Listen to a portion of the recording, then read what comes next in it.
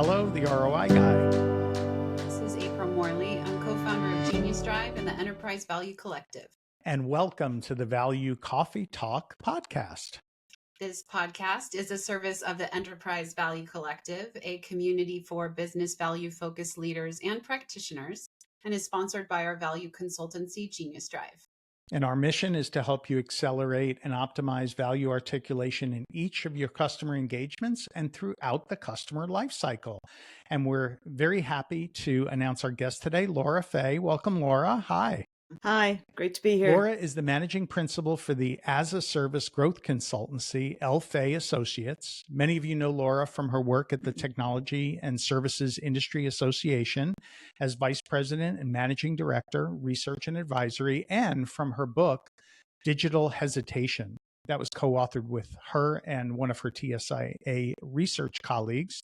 And in that book, she makes the case for effective value management and its role in launching and growing successful recurring revenue businesses. And it's this focus on value that we're here to explore today. So Laura, my first question is, where do you think product leaders are struggling the most with today? Great question, Thomas. Product leaders traditionally have been all about creating value propositions, right? And a proposition in a way is a promise. The promise when we come into recurring revenue models, which just about everything is these days, is the customer has to realize some value from what they've purchased, right? They've got to realize the business outcome. They've got to realize that promise.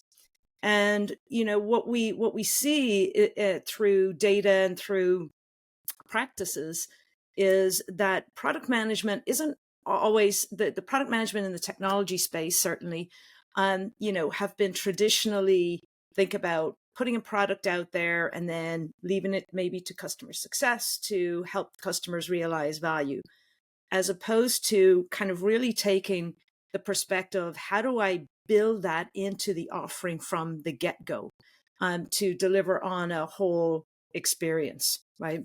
And so that is it's a shift that product managers kind of need to make in their mindset. And I think part of the challenge, there's many different challenges. One is that the organizational structures aren't always effective. We're still actually operating on some pretty sort of make, sell, ship type organizational structures and models. Whereas now we're in these recurring revenue models. Many companies, particularly some of the larger ones, still have separate service organizations, still think about building technology and then adding on a bunch of services afterwards. The product teams aren't necessarily thinking about that. And also leaving it to marketing to promote the value and sales to sort of articulate the value to any given customer, but not always in a very kind of consistent way. So the gap really gets formed when the customer expectation of the offering, which has been created by marketing and sale, there's, favorite salespeople or what have you, where that expectation is actually quite different from what the actual technology or the product that they receive, right? The example I have in the book is if I'm remodeling my house, right? I envision this house with all these, beautifully painted 2-story, 2-car garage, bow windows, blah, blah, blah, right? And everything looks lovely. And then the product equivalent very often is a pile of bricks and framing and siding and all of those things, but it's not kind of put together in a holistic way. So you've got that gap. So how do you actually fill that gap? So that's ultimately what I describe as the gap, which is the difference between the expectation of the customer in terms of what they've been told and the reality of the product experience once they get on board. That's interesting. So you're saying it's, they create this expectation in sales and marketing, the customer's ready for, immense value to take place, but, the product isn't quite there. And you mentioned in the beginning that, it's something that the product team should be thinking about from the beginning. And so how does that value-based approach from the product team change the narrative?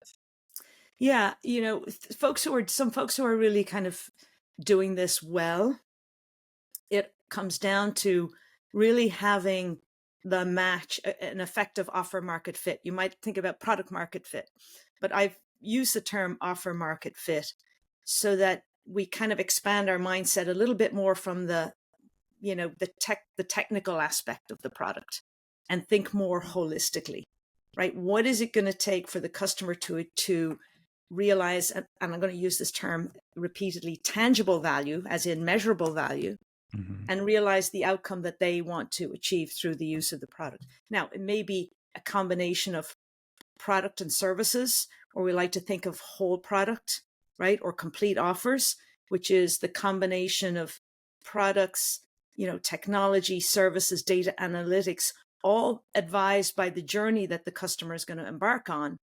And that's tangible and measurable, right? So if you take those elements and you think sort of a little bit more broadly, understand that the journey the customer's on and actually make it tangible. But it starts with that understanding, right? There's the whole process of discovery. Understanding the customer's business, understanding the business processes involved, and then mapping the offering to help them kind of move more effectively and frictionlessly towards the outcome that they're after. Laura, in the book, you talk about climbing the value ladder. Define what you mean by that. So climbing the value ladder, again, is a concept of, moving from purely delivering bits and bytes, pieces of technology, but really understanding partially what I kind of had said previously, but I'll say it in a different way. So, you've got what technologies are going to enable the customer, going to contribute to the customer realizing value. That's sort of step one, right? What roles within the customer's environment are going to need to engage with the product, right? What practices is the customer going to have to get involved in and day out in order to, move them towards their outcome? How do you measure that? How's the customer going to measure that? What do we mean by outcomes, and what do we mean by the value contribution? What's your value contribution towards achieving those outcomes or helping the customer realize those outcomes? At the end of the day, also having a deep understanding of what are the financial results that will come from the customer realizing that tangible value and ultimately realizing their business outcomes. And what indeed are those business outcomes at the end of the day? So the further up you go on each of those layers, we're climbing the value ladder, right? And helping the customer climb that value ladder. And of course, there's the business lens for that, as in the product management and business lens. And then there's the customer lens, because both might look at it a little differently, but understanding the impact, not only for the customer, but also the impact for the business, right? Because depending on how, say what services might need to be provided to help the customer realize their outcome in addition to products, there may be costs associated with that, cost to the customer.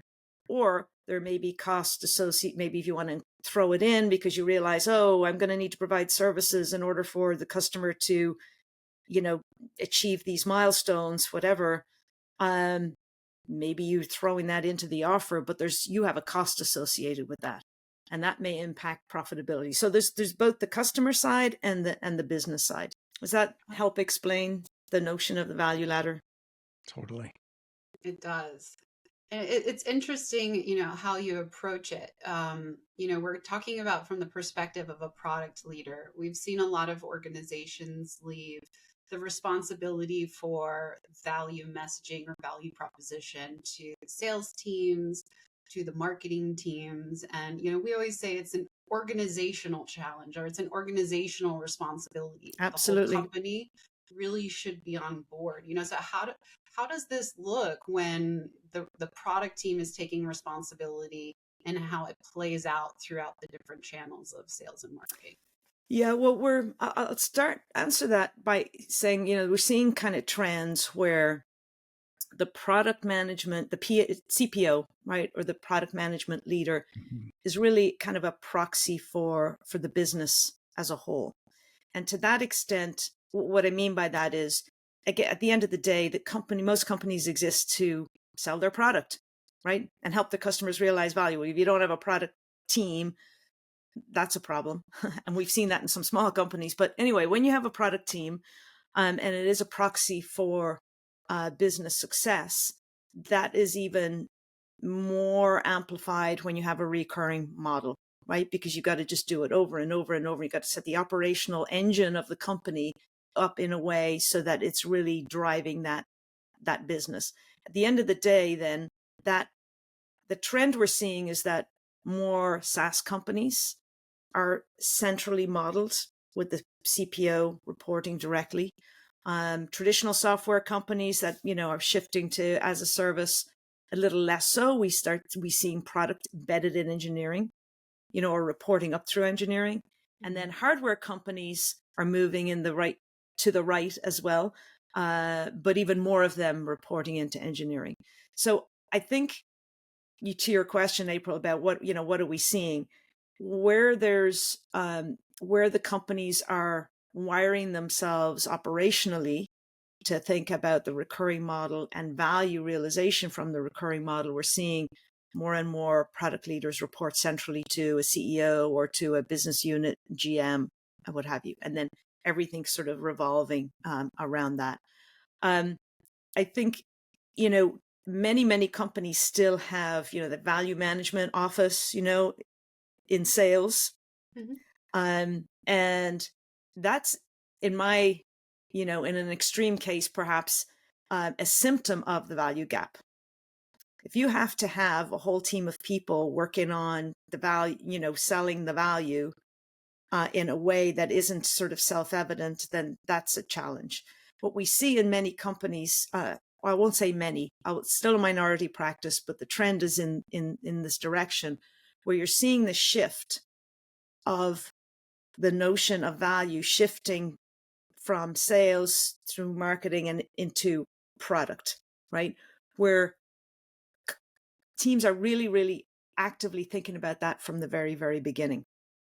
In fact, in the book, I make the case that if you really want to put the accelerator on this as an industry, perhaps we should do something crazy or radical, like rename product management to value management. Because at the end of the day, unless we're creating value, the customer's realizing value on a recurring basis, we don't have a growth business, right? And that's the job of product management, is to create value and grow the business ultimately with a strategy that's scalable. And so in order to, kind of hit the nail hard on the head, you almost have to do something crazy like that. Although I can't see companies doing that. I think the term product management is quite fine, but you get the point.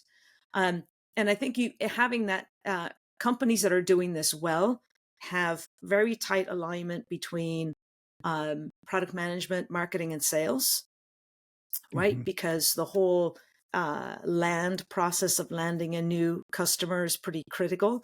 They have very tight and formalized handshakes with customer success, because the process of renewing and expanding and growing is now paramount. I mean, 80% of the revenue comes after that first sale, right? So the old days of the elephant hunters and then there's just a nice highly profitable support contract are gone.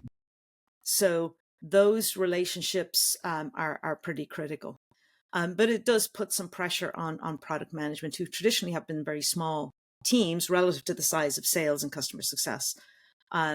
So operationalizing those relationships in a way that, and bringing data to bear on all of it, becomes very, very key. So the ones who are being successful at that are taking that organizational approach. Yeah. Laura, that's near and dear to my heart, because I got into value and became the ROI guy from a product role. I had a product line that I was managing. I was introducing new solutions to market, and we had a good marketing team, but they were very much at that time, very public relations, brand driven. Today, that's been replaced with kind of marketing or operations driven. So we see a lot of organizations that have a product marketing kind of gap that isn't being filled by product and isn't being filled by marketing sometimes. And then same thing on the sales side, where you've got sales enablement that's very much in the training and the education and the content, kind of find the content side. And then you have sales, which is very process driven around maybe medic or something else. And again, we have a gap. And I think that part of how I got into this was I recognized that gap within my own organization. We were a relatively small company in the storage management space. And I was like, if I don't fill this, if I don't make it to where sellers know how to discover the pains within the buyer and quantify those into what the actual impact is going to be, and then sell to solving that impact and what's the tangible business value that was going to be delivered, my product didn't stand a chance. And so it was almost out of a necessity that I wound up getting into this, because I recognized that there was this gap. But we find so often that that gap does exist within the organizations, where today many startups, there's great marketing operations people, but they don't have great product marketers that they're adding early enough, and or the sellers are being left on their own to kind of figure out what the value is, how to do the discovery, and how to connect the dots. Talk a little bit to that. Yeah, you hit on a really big problem, right? So what do people do when there's information gaps? They fill it with assumptions and make stuff up. And if you are right, that's the truth of it. Yeah. And if when you see sales folks, if they don't understand the true value, and they haven't been given the tools and the information to be able to really articulate that in a consistent way across the sales team, right? You're going to end up with customers where the expectations are misaligned, and you're really potentially setting them up for disappointment and then dissatisfaction, right? And so so that's really, really a big problem. I'm sure you have too, right? Seen companies where the salesperson went out and set a series of expectations that is a little different from reality, and then chucks it over the fence to customer success, who then goes, OMG, what the heck is going on here? This customer has this bad expectation or poor expectation of what we can actually deliver. And then downstream from there, then you start getting the feature requests piling in because the customer, was sold a bill of goods, so to speak, but the product is not, perhaps, and the offering is not meeting their expectations. So now they start making requests of the internal teams to take the product in the direction that they originally thought they should, and the functionality they thought they should have. And then that becomes a massive distraction. If you're trying to build a business at scale, you can't be catering to one-off requests. You're going to have to do the groundwork to determine if there's a critical mass, so there's going to be ROI for what you're putting in the roadmap, just for obvious reasons. So there's all sorts of downstream problems. It's not just an initial thing, particularly in a recurring revenue business, that, now you may end up having churn is associated with that, which is going to kill your ARR, et cetera. So that's, those are a couple of the symptoms, but it's problematic for sure. Yeah, such good points. If there's a gap created, then it will reveal itself in the field with the customers, which will then be revealed in the post-sales process, which then comes back to the product and engineering team to be such more burden, as you mentioned, with the feature requests and trying to satisfy a value proposition maybe that wasn't accurate. Yep. And maybe they can, and maybe they make the decision they can't do the features because it's a one-off for one customer, which is the kiss of death. I think the other thing that happens with sales is unless the internal teams are very, very clear about the value that has been created, right? The value that's being delivered. There's an alignment of value between what was created and what the customer expects. Mm-hmm. It's tangible, as in you got metrics that we should do an example, right? You got metrics that you can measure. That takes sort of the guesswork out of it. If you don't have some of those things and the customer doesn't understand how what they're looking at or what they're about to buy is going to help them realize value, or there's a gap there in their minds, now they're going to start discounting, right? Mm-hmm. And they're going to say, well, I don't know, and I'm not sure. And so, what kind of discounts can you give me? Well, I'm not, if you think about it, they're not buying a widget. They should be buying something that is really going to move the needle on their business. But if the salesperson doesn't truly understand that and hasn't been provided with the right messaging, the right tools, the right tangible measures to make the case to the customer, then discounting is the gift that keeps on giving, and not in a good way in a recurring revenue model. Because we all know it's just impossible to put the price up after the fact. Yeah. Right. So now you've potentially cut into the revenue stream and the profitability profile of the business. So there's some very real and tangible and material impacts of that gap. Yeah. From a tangible standpoint, we kind of look at cost avoidance. So can you maybe consolidate legacy systems down? Productivity is another big one. We're working with a compliance management company, and there's compliance tasks that have to be done for every single application in the business. Each one of those takes 2 to 6 to 8 weeks to complete, and a huge workload across the organization that can ultimately save. When you talk about pricing, many product leaders are struggling with it right now from a software as a service standpoint. There's recurring revenue fatigue that's occurring. And we know that asking for discounts and pushing back on pricing is a big issue. Talk about this trend towards perhaps value-based pricing as a model, and what you like about that, and what maybe some of the issues are in implementing it. I have I'm picky on terminology. So for me, there's a difference between value-based pricing and value-aligned pricing. Mm. And outcome-based pricing, right? So all of these things have a little bit of a different nuance to them. So let me just define that a little bit, because we all talk about want the customer to achieve their business outcomes. Well, mm-hmm. If you do outcome-based pricing, as in you get paid when the customer realizes their business outcome, for a business that may be fraught with a lot of risk, just mm-hmm. simply because there's a lot of behaviors and practices that the customer may have to do in order to realize that their outcome while they're using your product or technology, your offer. And so most companies step back from that. In fact, that's kind of in a way that has become a rare practice, mm-hmm. as far as I've seen, based on the research, certainly in the technology space. Value-based pricing has tended to be, what I've seen and observed, is the perception of value, right? So I want to not just create a commodity price, but I think this is worth this much to you. So I think that's what the value that I'm bringing to the table, and it's kind of subjective a little bit, right? Mm-hmm. And I might put a price tag on that. If I look at value aligned pricing, that to me is more of, I understand what you value. I'm going to contribute to that. And by the way, I'm going to measure it. Mm-hmm. So the value proposition I'm bringing to the table is aligned with the value that you expect to get towards the business outcome that you're after.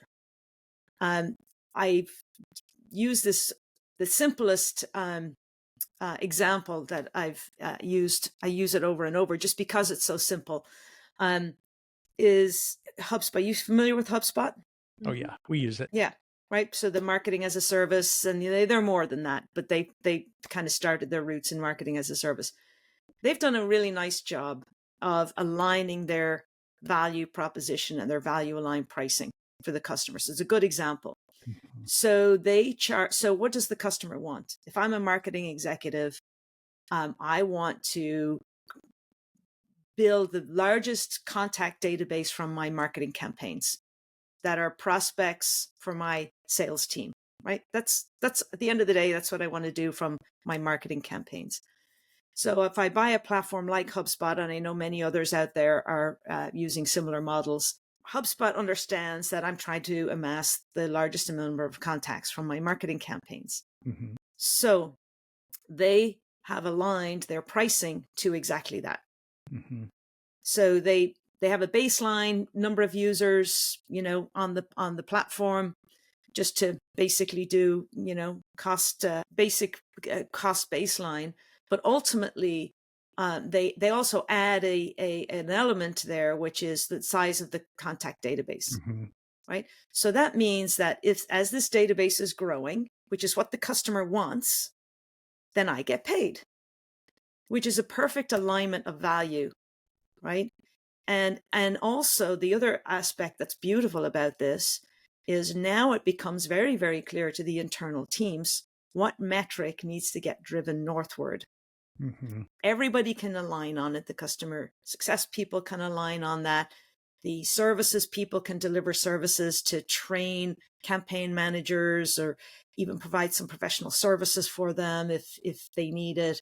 And the product team to put a feature on the roadmap. If someone has a proposal for a feature request on the roadmap, question number one, how does this feature contribute to driving that value metric north? Mm-hmm.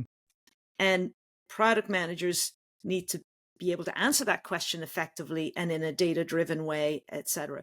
So it starts to become very, very clear, what value is, what the customer values, and then how to orchestrate things internally with a focus on that value metric.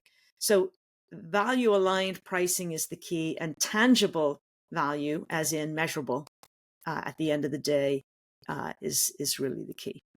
Laura, I loved how you used HubSpot as the example. I got the honor of working with Yamini Rangan, the current CEO at HubSpot, at Workday, and we worked on their value program. She was one of the major drivers of that. So she definitely has a value-focused mindset throughout.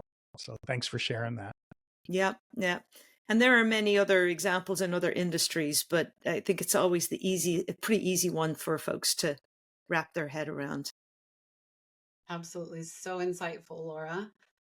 What is the one piece of advice you'd like to leave the Enterprise Value Collective with today? April, could you repeat that, please? Sure. What's the one piece of advice you'd like to leave the Enterprise Value Collective with today? I think probably on the point that I was on, which is really having all teams align on value. But I would, in terms of that value life cycle, and shifting left as far left into the value creation process as possible, right? So baking it into the discovery process around customer outcomes per segment, and maybe very different in different segments. And aligning on the value that's being created, and ultimately aligning the pricing to that, because that is going to, at the end of the day, become the most predictable way that you're going to grow a recurring revenue business. And so, and I would say, think holistically about the complete offer, right? The combination of technology, services, data analytics that's advised by the journey the customer is on, and that is designed ultimately to deliver that tangible value. Fantastic. Thank you so much for joining us on the Value Coffee Talk podcast, Laura. Thanks for having me. It was great being here. If you haven't done so yet, please sign up for the Enterprise Value Collective, LinkedIn or geniusdrive.com website. Hit the like button on this episode. If you liked what you heard, please subscribe so you can stay up to date on when we issue the latest episodes. And until next time, our Enterprise Value Collective, keep sharing and growing together.